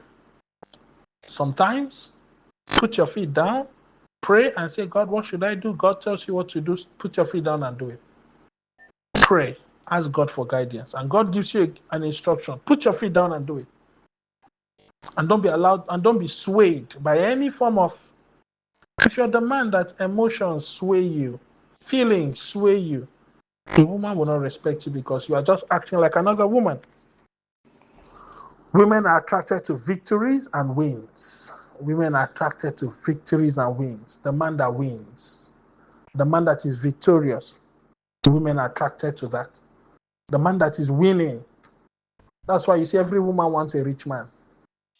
Every woman wants a rich man because they want that man that is winning, the man that is victorious. Every woman wants that. Women are attracted to victories and wins. Which of you women here doesn't want a man that wins? A man that is victorious? Which of you women here don't want it? Nobody. Every woman is attracted to victories and wins. Every woman wants that man that is winning. Every woman wants that man that is victorious. So as a woman, as a man out there, always strive to win. Always strive to be victorious. Always strive to be on top at all times. Because the more you win, the more confident your woman is around you. The more assured she is around you. The more her trust and dependence on you and her confidence in you grows. You're a man, you are not winning, you are failing out there. Man, your woman will fall out of love with you and go and be loving the one that is winning. Every woman is attracted to victories and wins. So as a man, position yourself to win. Position yourself to be victorious. Position yourself to be successful. Why do you see every woman is, you ask a woman, what type of husband do you want to marry? And everything they describe is a winning man. Everything they describe is a victorious man. Is a conquering man, a man that is winning his game. That's the man every woman wants. Now, God wants you as a man to build capacity before you bring a woman on board. Women are a luxury. If you can't afford it, don't go for it. You see, women, they're luxury. Women are like a prize. You have to be balanced to pick one. And if you're not balanced and you pick a woman, you will be knocking heads every day. You see men that are with a woman and every day they are knocking heads. Every day they are quarreling, fighting, knocking head left and right. Do you know why? That man does not have his manhood intact. His manhood is not intact.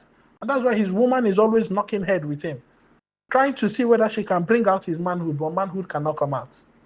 And they will quarrel and fight and argue until the woman gets tired of him and she walks away.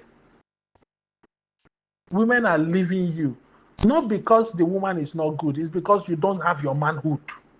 That's why the women are just leaving you. Your manhood is not strong. It's not capable. It's not effective, and the woman will leave you. Now that girl that left you has gotten stuck with another man that is capable, that is effective, that is functional, and she's happy with him. But she was not happy with you. Why? Your manhood is not intact. And so go and build yourself.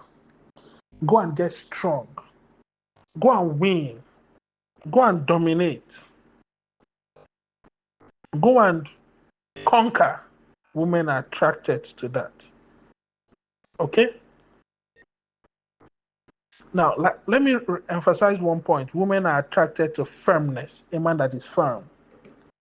A man that is firm. Women are attracted to firmness. A man that she knows, this man cannot be swayed. This man cannot be pulled left and right. This man cannot be swindled around like a pendulum. This man cannot be swung like a swing. The moment you are able to be firm, your yes is yes, your no is no. That woman feels, I got a man that can stand his feet down and do what he has to do. It gives the woman a sense of safety and security. A man that can stand up to the world and say no, and he sticks to his no, even when the whole world is opposing. A man that can stand up to the world and say yes, no matter what the whole world does, his yes remains yes. Remember, even God told us, he said, let your yes be yes and your no be no. God is a God that has said yes, and nothing can change his yes. And God wants you men to be God in your households. And so you too as a man should be able to say yes and stick to that yes. You should be able to say no and stick to that no. Your wife will be more confident around you. She knows that once you stand your feet, the whole world cannot push you. And so she will feel safe standing behind you, knowing that you cannot be pushed by everything that comes around. You cannot be swindled by everything that comes around. You are able to set your focus and stick to it. That woman will be confident being with you. Knowing that you can set your target and stick to it. Knowing that you can set your position and stick to it. Knowing that you can set your goals and stick to it. And you will not be swayed around. That women are attracted to that. I've seen a woman that said the reason why I fell in love with this guy is because he knows what he wants and he's going for it. Despite all the setbacks, all the pushback from society, from everywhere, yet he sticks to what he wants and he's pushing for it. And for that reason, a girl will say, I love this guy. My wife once told me, I asked her, why did you fall in love with me? Even when I didn't have money at the time, but yet you fell in love with me. She said something to me. She said, I saw you had a goal and you stuck to it even when everybody opposed it. And she said, that I saw in you made me love you. But I wasn't rich. I didn't have money. But she saw some level of firmness. And for that firm stance, she fell in love. And today she's my wife. Women love firmness. As a man, you should be able to put your feet down. If you're the kind of man, your woman can manipulate and swing you. If your woman herself can swing you and manipulate you, she herself will not respect you. Because she feels that if I can manipulate this man, other people out there can manipulate him too. So she wants you to be strong and firm and rigid, even to her. So she can be confident that when you go out, you are still the same way. This does not mean you shouldn't take your wife's good ideas. It doesn't mean you shouldn't listen to her good ideas. Yes, you can listen to her good ideas. But to some point, show firmness, show strength, show capacity. Now, this will be my last point. Women are attracted to masculinity. That's the last point. Women are attracted to masculinity. You see all these men with very masculine body, and every girl is getting head over heels for them. Women are attracted to masculinity. Women are attracted to masculinity. Masculinity. As a man, build your masculinity. What do I mean by your masculinity? Sometimes your muscles, your bones, your body should be masculine. Don't be a man and carry a body that looks like a woman. Do you understand? Women are attracted to masculinity. Don't be a man and carry a body. Your body looks so weak and your body looks edible. Have you seen edible body? It looks like you can chew it like bread. Don't be a man and look that way. Take time to build your body and be masculine in your physical appearance. Take time to do that. Women are attracted to masculinity. At least let your physical form show a masculine outlook that someone can look at you and say, this man is tough. This man is built, rather. Women are attracted to masculinity. I'm telling you this. So as a man, take time to build that masculinity. It could be by push-ups, going to the gym, working out, whatever form it is. Give yourself your masculine outlook. Let your masculinity be visible on you. Why do you think girls are going head over heels for this masculine men? You see some of these men very with biceps and triceps, six packs, and all these things, and every girl is like, wow, wow. Yes, some women have their preferences. Some they don't want all those kind of stuff. Some, but on the majority, on the general outlook, women want that man that is masculine and is looking it. No woman, I'm telling you this for a fact, no woman wants to be with a man that has a feminine look. Look at your body looks so feminine, your body looks like bread that they can chew. No. Your woman wants to be able to touch your hands and your hands is strong. When they touch your hands and your hand feels soft like that of a baby, the woman will fall out of love with you. She'll be like, when we go out there and other men show their toughness, what will my own man show? Is it this baby hand and baby body? No. Women are attracted to masculinity. So that when they are out there with you and you have your masculine setup all intact, she can feel very relaxed and confident, knowing that nothing out there will threaten her or make her feel inferior because she has a man that looks like a man. As a man, keep your masculine body intact. Don't be a man and you look like you are 6 months pregnant.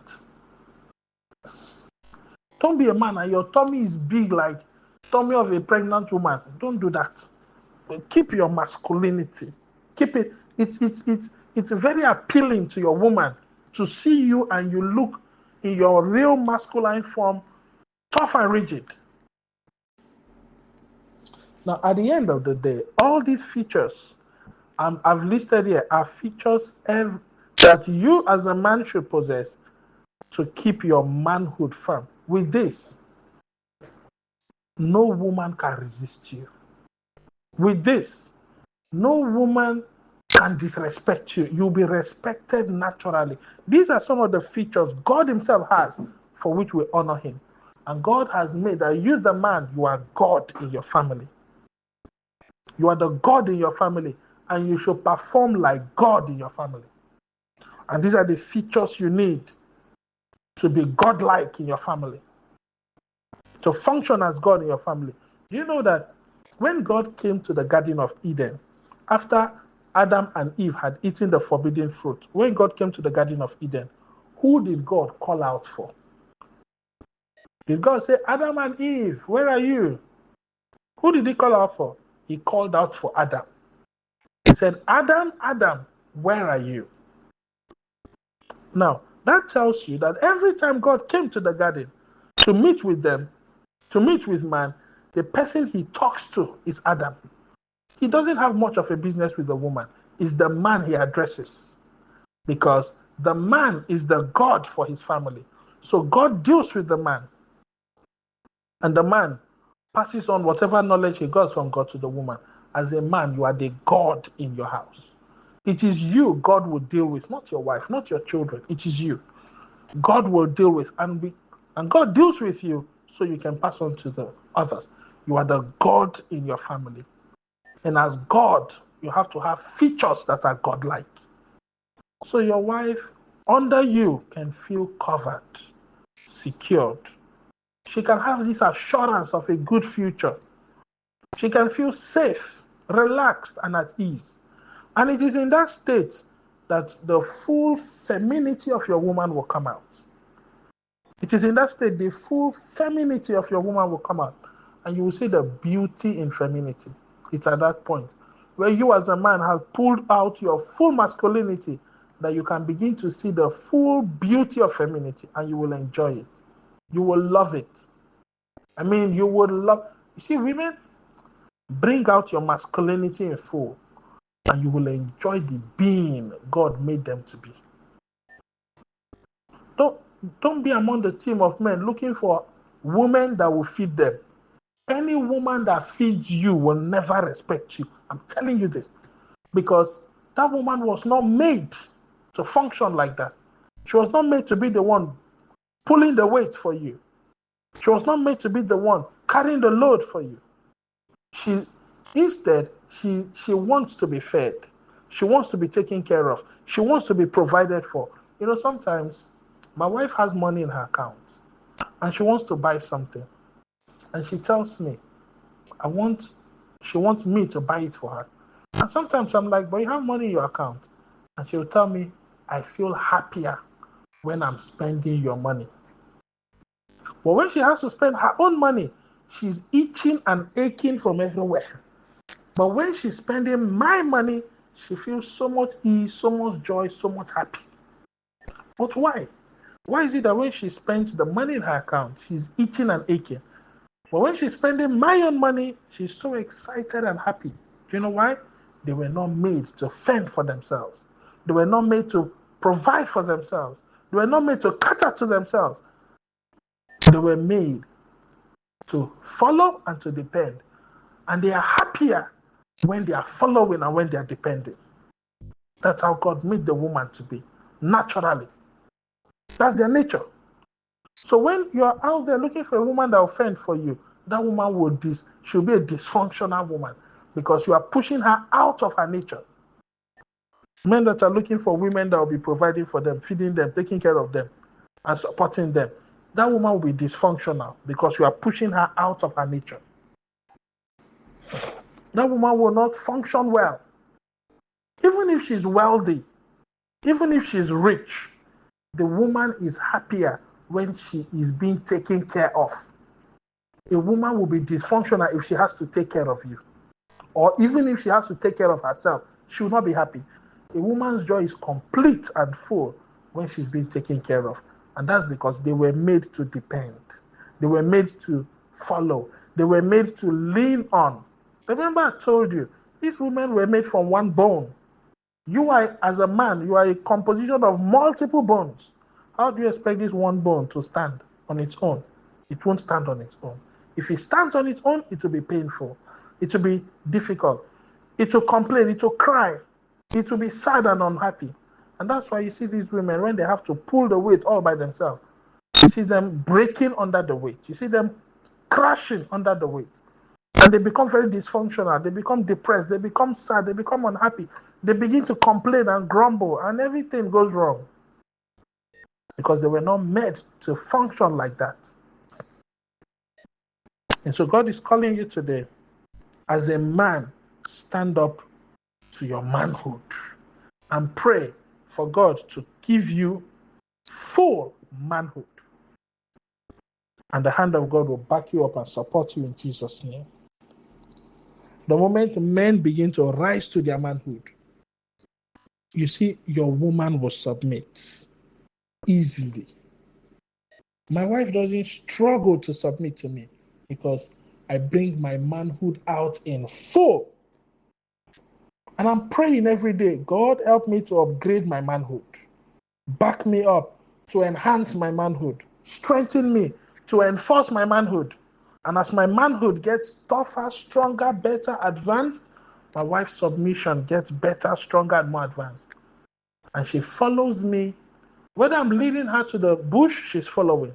Because she has a man. She knows this man is a man. Whether I'm leading her into the ocean, she's following. Because she knows I have a man and this man is a man. Following with so much confidence and with so much ease. Sometimes I ask my wife, do you get worried if I'm leading you into the bush? Do you ever feel worried and say, oh, Are you sure tomorrow we are not going to fall? Are you sure tomorrow we are not going to fail? Are you sure tomorrow we are not going to lose? I asked her, do you get worried about that? Does it worry you? And she says, no, I don't even think about it. I'm like, why? Don't you care that maybe one day we will not, something will go wrong, we'll fail, we'll fall? Don't you worry about that? She says, I don't even think about it. And I'm like, wow. Do you know why she doesn't worry? Because she has it in mind. I have a man. And because my man is there, I will not fail. I will not fall. I will not lose. I will not go back. Her confidence is on her man. And that's the way it is supposed to be. Your woman's confidence should be on you, the man. Your woman's hope should be on you, the man. Your woman's assurance should be on you, the man. The moment she starts losing confidence and assurance on you, you find that woman will start falling in love with someone that can give her assurance and confidence. And so as a man, pray and say, God, enhance my manhood. Upgrade my manhood. Develop my manhood. Advance my manhood. And God will bring you to that advanced position. As you pray to God, God will take you forward and take you further until you are able to live out your manhood in full. Thank you, Father. I feel satisfied in my spirit because I've given you this word. God has been building me up on this for months, like 2 or 3 months now, if I'm not mistaken. God has been building me up on this, giving me all this insight and understanding. And now I've gotten it in full, and God said, now deliver it to the church. Now, hopefully tomorrow, we're going to talk about womanhood. Tomorrow. Then you will see the beauty of womanhood. You will see the excellence of womanhood. You will see the glory of womanhood. And you will know that truly it takes a full man to produce a full woman. It takes a full man to bring out a full woman. Listen, the woman is your product. Do you know that Eve was the product of Adam? She came out from him. So as a man, you build your woman into what she should become. That's why I told you women are attracted to control. To someone who controls, who guides, who instructs, who directs, who tells them what to do. They're attracted to that. As a man, you build your woman into what you want her to be. When God brought Eve to Adam, Adam made Eve what she is. Everything she knows, Adam taught her. Whatever Eve became, Adam made it of her. Because he was the one that built and formed her into what she was. Her body, she got it from him. Now, you as a man, your responsibility is to form your woman, construct your woman, build her into what you want her to be. It's your duty to do that. So, it takes a full man that has his manhood complete to be able to construct, form, and set up his woman in the way he wants her to be. Set up your woman in the way you want her to be. You can only do that when your manhood is full and complete. And that woman will free herself in your hands to form her how you want her to be. It takes a man with his manhood intact for that woman to free herself in your hands, release herself into your hands for you to form her the way you want her to be. You form her character, you form her emotions, you form her thoughts, you form her way of reasoning, you form her way of thinking, you form her way of her behavior. Everything she is, you form it. It takes a man whose manhood is full and complete to do that. Okay?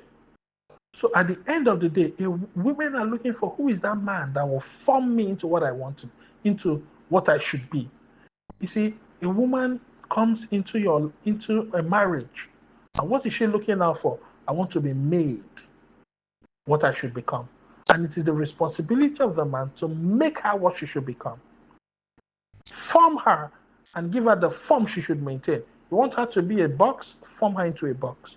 You want her to be a rectangle? Form her into a rectangle. You want her to be a square? You want her to be a triangle?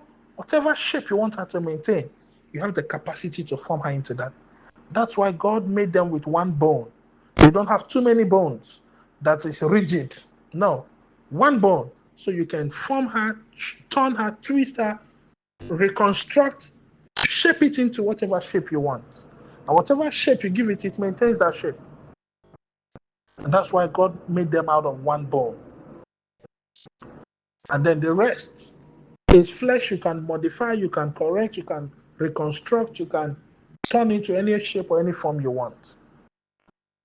God just pulled one bone from the man and made the woman so she can be flexible enough for the man to make her into what he wants her to be. So it takes a man with full manhood to reset, construct, order, and pattern his woman the way he wants her to be. By the time you marry, your woman has picked a lot of things from society, from her family, from her background. So many things has formed her into something. And now you marry her.